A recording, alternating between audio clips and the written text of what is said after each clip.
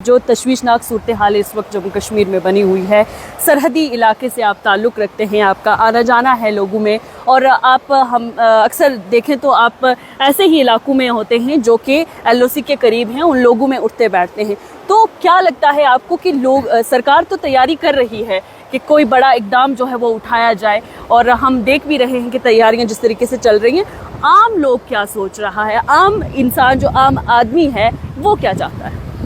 देखिए साइमा, मैं एक पढ़ा लिखा नौजवान हूँ, और ये मिलिटेंसी जो जम्मू कश्मीर में है ये खाली पहलगाम अटैक से नहीं शुरू हुई है।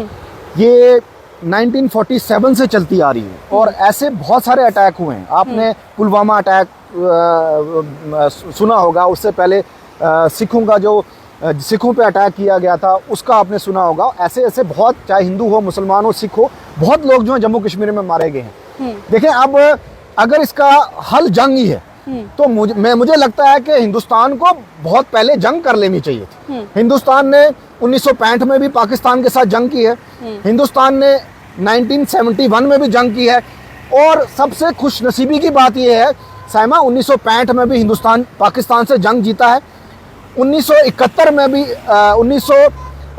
में भी जो है हम पाकिस्तान से जंग जीते हैं। अब मुझे बताएं, 2 जंगें हम ऑलरेडी जीत चुके हैं, क्या मिलिटेंसी बंद होगी?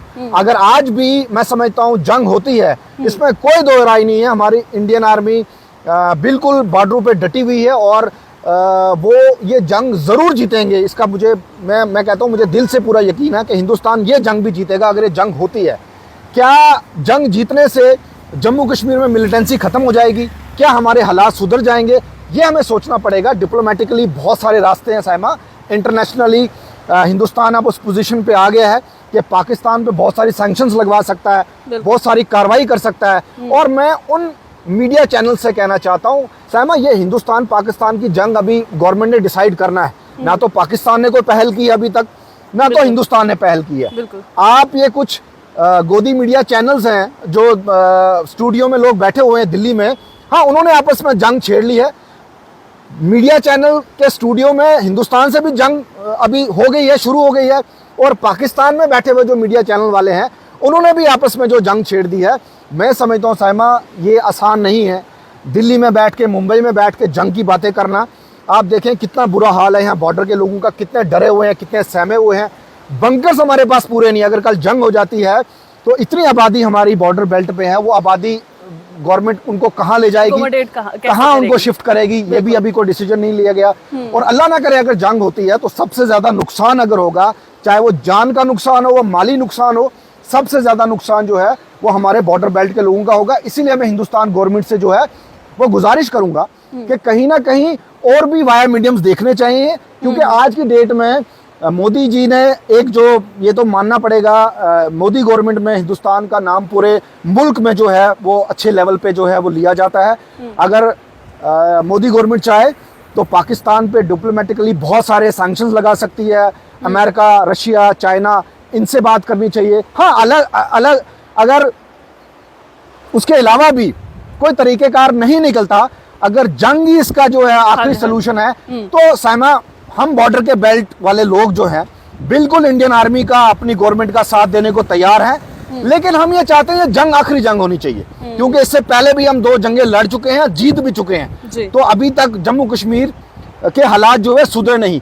अब अगर कोई जंग करनी है वो फाइनल जंग हो, ताकि पाकिस्तान को मुंह तोड़ जवाब दिया जाए, मिलिटेंसी को मुंह तोड़ जवाब दिया जाए। इसीलिए मेरी अपील रहेगी गवर्नमेंट से, अगर जंग आखिरी रास्ता है, आप जरूर जंग करें।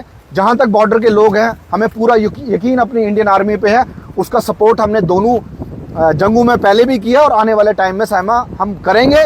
और बॉर्डर पे जो है हम ही लोग जो है वो डट के खड़े रहने वाले हैं। ना तो ये दिल्ली में जो मीडिया चैनल्स वाले बैठे, ना ये बॉर्डर पे कभी आए। मैं तो आपका शुक्रिया अदा करता हूँ कि आपने अपनी जान को जोखिम में डाल के, हालात इतने खराब हैं, आप यहाँ बॉर्डर बेल्ट में आई हैं। लेकिन कुछ लोग जो है दिल्ली में स्टूडियो में बैठ के बड़ी बड़ी लड़ाइयों की बातें करते हैं। तो मैं हिंदुस्तान को कहना चाहता हूँ, अपनी आंखें खोलें। ये बॉर्डर बेल्ट वाले जो लोग हैं, इन्होंने हमेशा हिंदुस्तान का सपोर्ट किया, इंडियन आर्मी का सपोर्ट किया। इंशाल्लाह आने वाले टाइम में भी ये डट के जो है इस बॉर्डर पे खड़े रहेंगे। चलें, बेहद शुक्रिया।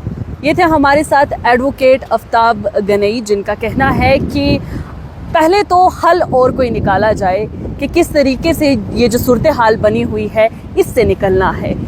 लेकिन अगर ऐसा कोई हल नहीं है आखिरी हल इसका जंग है तो जंग ही सही, जिसमें बॉर्डर बेल्ट के जितने भी लोग हैं या सरहदी इलाके के जितने लोग हैं वो शाना बशाना जो है वो सिक्योरिटी फोर्सेस के साथ खड़े हैं।